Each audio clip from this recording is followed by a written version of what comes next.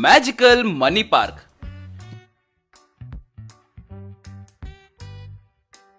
दिल्ली के अपने farm house में मिनिस्टर महंती बैठकर रो रहा था।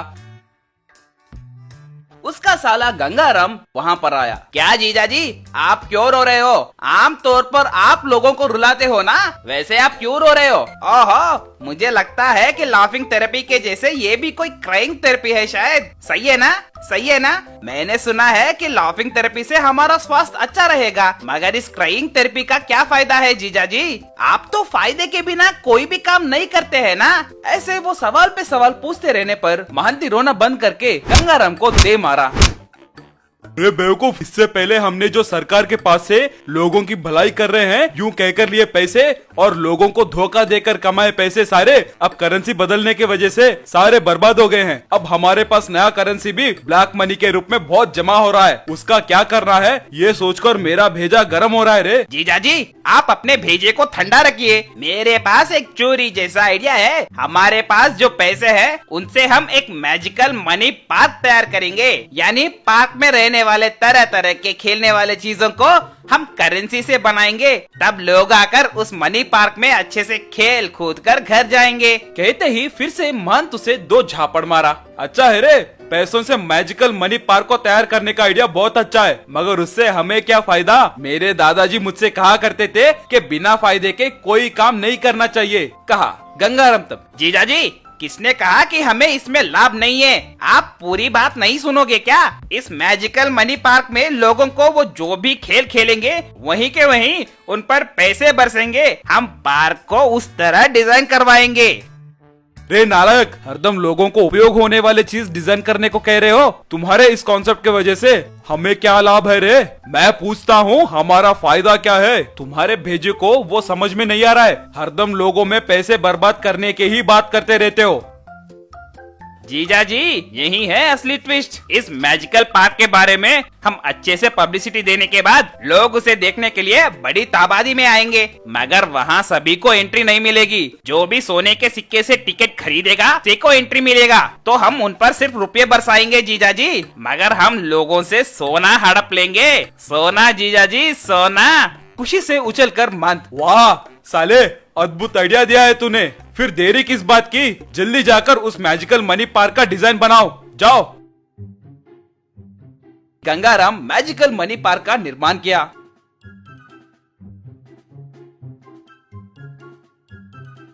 उसके ओपनिंग के लिए आए जीजा महंती से गंगाराम। जीजा जी, पहले आपके हाथों से बोनी कीजिए, सोने के सिक्के से टिकट खरीदिए। महंती उसे पास बुलाकर। ये क्या रे, मुझे भी टिकट खरीदना पड़ेगा क्या? मैं मिनिस्टर हूँ रे, हमें सब कुछ फ्री में मिलना चाहिए। हम टिकट क्यों खरीदे? यहीं पर एक और ट्विस्ट है जीजा जी। एक मिनिस्टर खुद सोने के सिक्के से टिकट खरीदे तो वो मामूली खबर नहीं बनेगी, वो एक सनसनी खबर बनेगी जीजा जी। लोग दौड़ते हुए आएंगे।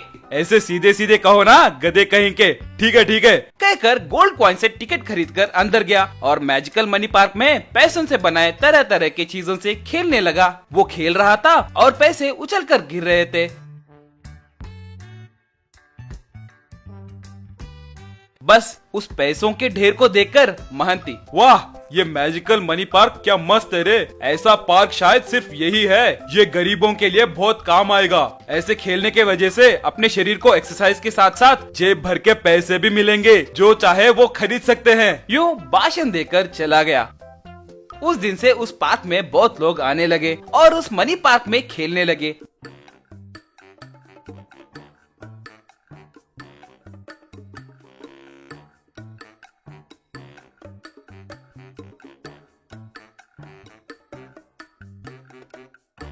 मगर अचानक से उस पार्क में हर दिन कोई न कोई एक खेलने वाला चीज गायब हो जा रहा था।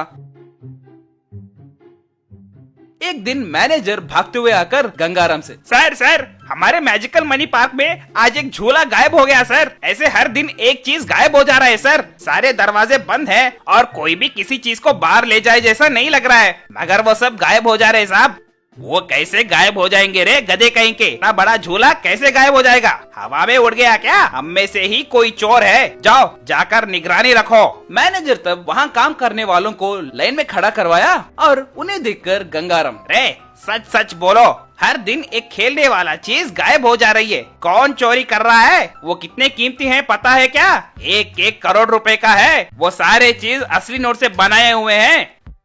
सर सच में यहाँ काम करने वालों को नहीं पता सर, हमें कुछ नहीं पता सर। रे तुम ऐसे नहीं बताओगे रे मैनेजर, तुरंत डिटेक्टिव ब्योमकेश को बुलाओ और वो चोर कौन है पता करेगा। उसके कहने पर डिटेक्टिव ब्योमकेश को बुलाए। डिटेक्टिव जी, इस मैजिकल मनी पार्क के सारे खेलने वाले चीज असली नोटों से बनाए हुए हैं। एक एक चीज बहुत कीमती है। कोई चोर उन्हें गायब कर रहा है। वो कैसे गायब हो रहा है पता भी नहीं चल रहा है। आप ही उसे किसी भी तरह पकड़ना होगा। तभी ब्योमकेश उसे भी बड़े एक शीशे में हर चीज की जांच करने लगा और एक जगह रुककर जमीन पर एक छेद को दिखाते हुए, इधर खोदिए, आपका चोर मिल जाएगा। बस गंगाराम, बाप रे, चोर कहीं के, यानी एक सुरंग बनाकर हमारे वस्तुएं चुरा रहे हो। रे यहाँ खोदिए कहकर वहाँ खुदवाया तो तभी उस सुरंग में से एक बड़ा सा चूहा बाहर आया। उसका सारा शरीर पैसों से भरा हुआ था। देखिए, यही वो चूहा है जो आपके मैजिकल मनी पार्क में पैसों से बनाई चीजों को खा रही है। ऐसे खाने के वजह से ही वो खुद भी एक करेंसी में बदल गई है। रे, क्या इसी चूहे ने हमारे चीजों को गायब कर दिया? अगर ये बात मेरे जीजा को पता चला तो मुझे मार डालेंगे, मेरी चमड़ी उजेड़ देंगे। इस चूहे को पकड़कर इसे एक चूहेदाने में डालिए, इस पे मनी रैट नाम का बोर्ड लगाइए। अगर इसको किसी ने छुआ तो किस्मत चुंबक की तरह आपके साथ चिपक जाएगी, पैसों की बरसात होगी। ऐसे लिखिए, अपने पूरे पैसे वसूल होने तक इसे मत छोड़िए।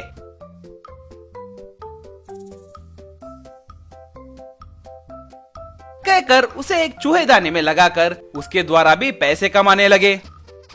मैजिकल जायंट की हाउस। मिर्जापुर के गांव में बलवंत और गोकुल कहकर 2 लड़के रोड के ऊपर कचरा इकट्ठा करने वाले रहते थे। वे एक छड़ी को चुंबक बांधकर मिट्टी में खींचते हुए ले जाते थे। ऐसे उस चुंबक के पकड़ में आए लोगों को बेचकर उन पैसों से जीते थे। एक दिन बलवंत, गोकुल, आज हमें मिले पुराने लोहों के टुकड़ों को बेचने के बाद आए पैसों से तुमको मैं पार्टी देता हूँ। तुम सोच भी नहीं सकते हो कि पार्टी कैसे होगी, एकदम सुपर रहता है। क्या सोच रहे हो? बिरयानी पार्टी देता हूँ। चलो जल्दी लोहे के टुकड़ों को इकट्ठा करके उनको बेचकर तालाब के पास जाकर नहा के फ्रेश हो जाएंगे और अच्छा कपड़े पहनकर रेस्टोरेंट में जाकर बैठकर बिरयानी खाएंगे, बैठकर। अरे क्या स्पेशल है ये पार्टी? किस लिए? आज मेरा जन्मदिन है यार, इसलिए मस्त पार्टी मनाएंगे। अरे अरे, किसी ने हमें पैदा करके रोड के ऊपर छोड़ दिए और हम अनाथ बन गए। ऐसे हमें ये जन्मदिन किस लिए रे? ऊपर से उसके नाम पे पार्टी भी। नहीं गोकुल, रोज कचरा इकट्ठा करना, बेचना, ड्रेनेज पाइप्स के अंदर सो जाना, ये सब ठीक नहीं लग रहा है यार। हम भी एक अच्छा सा घर बनाकर उसमें रहेंगे।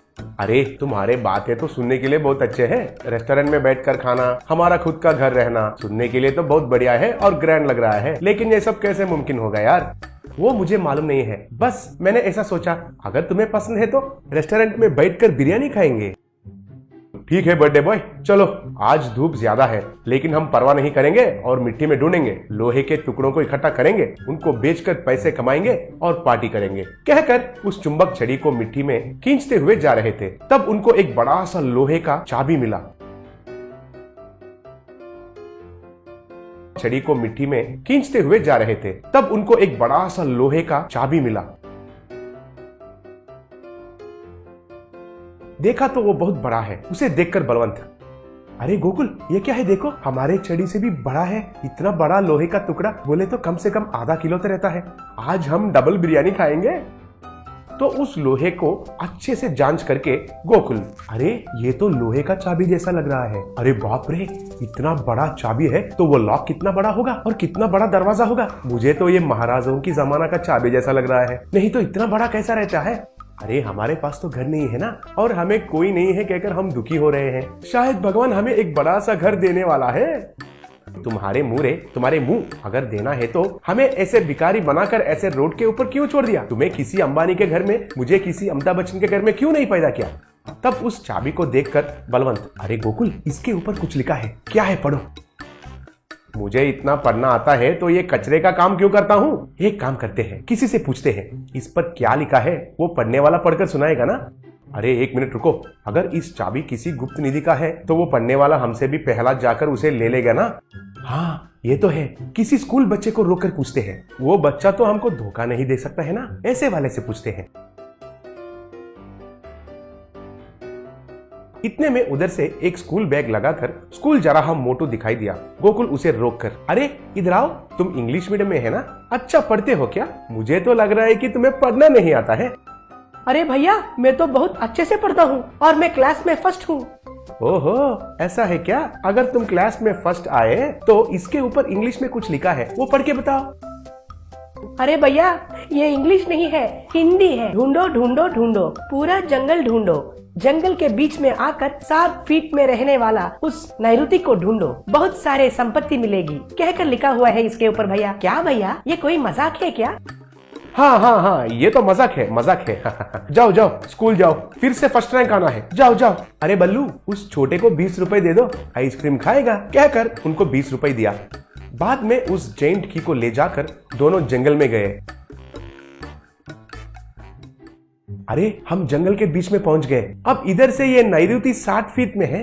अरे ये नैऋति क्या होता है? अरे उस छोटू से पूछना था ना। अब देखो, हमारा जिंदगी अब कुत्ते का जिंदगी बन गया है। अब ये नैऋति क्या है पता नहीं है और हम उसे कैसे ढूंढेंगे? ऊपर से इस जंगल में किस कोने से कौन सा जानवर आकर हम पर वार करेगा कहकर मेरा सुसु भी निकल रहा है। अरे तुम ऐसे डाउट्स पहले पूछना था ना रे। अब हमें फिर से गांव में जाकर उस मोटू से कब पूछेंगे और फिर कब जंगल में आएंगे? सब बेकार में चला गया। कह रहा था और फिर कब जंगल में आएंगे, सब बेकार में चला गया। कह रहा था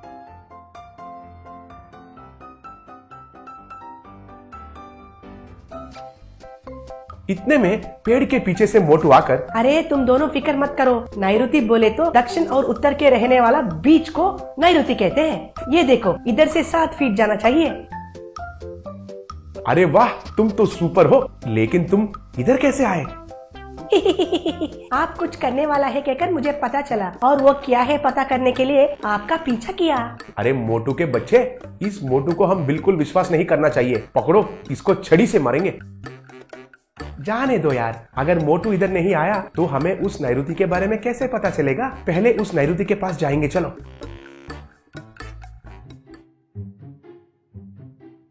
वे ऐसे जा रहे थे तो दूर में एक बड़ा सा लॉक दिखाई दिया। उसे देखकर बलवंत, अरे गोकुल, घर है, लॉक जैसा घर। हमारे मुश्किल दूर हो गए हैं, हम अब इस घर में रह सकते हैं। अरे पहले तो उस जेंट की लगाकर उस लॉक को तो खोलो, अगर उसमें सोना मिला तो मुझे भी हिस्सा देना पड़ेगा। हाँ हाँ, देंगे रे देंगे, तुम इतना जोर से चिल्लाओ मत, कहकर उस बड़ा सा चाबी से उस मैजिकल जेंट की हाउस को खोले। तब उसमें से एक बड़ा सा भूत आई।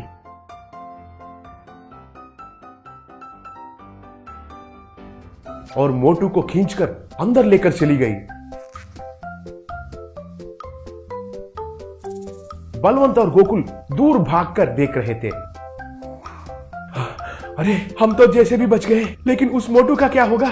उसके माँ पिता ढूंढेंगे उसके लिए, कुछ ना करके उस मोटू को बचाना चाहिए। बाप रे, बचाना कुचाना कुछ भी नहीं, तुम जाओ। उस भूत को नहीं देखा क्या? कितना बड़ा है। उस मोटू को अब तो बिरयानी बनाकर खा लिया होगा। इतने में मोटू उनके पॉकेट्स में सोने के सिक्के भरकर बाहर आया। अरे मोटू, तुम बाहर कैसे निकले? वो भूत तुमको कुछ नहीं किया क्या? नहीं, वो तो मुझे कुछ नहीं किया। ऊपर से ये देखो, मेरे जेब में पूरे सोने के सिक्के भरकर भेजी है। आप भी जाओ। उस भूत को किसी ने इस मैजिकल जेंट हाउस में बंद करके रखे थे। इतने सालों के बाद उनको हमारे वजह से ही मुक्ति मिला है, इसलिए मुझे बहुत ढेर सारा सोना दिया।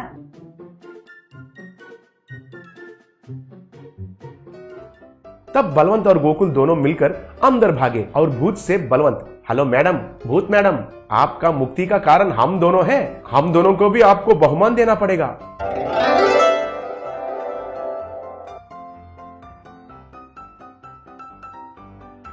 तब भूत आकर उन दोनों को बहुत सारे सोने के सिक्के दिया।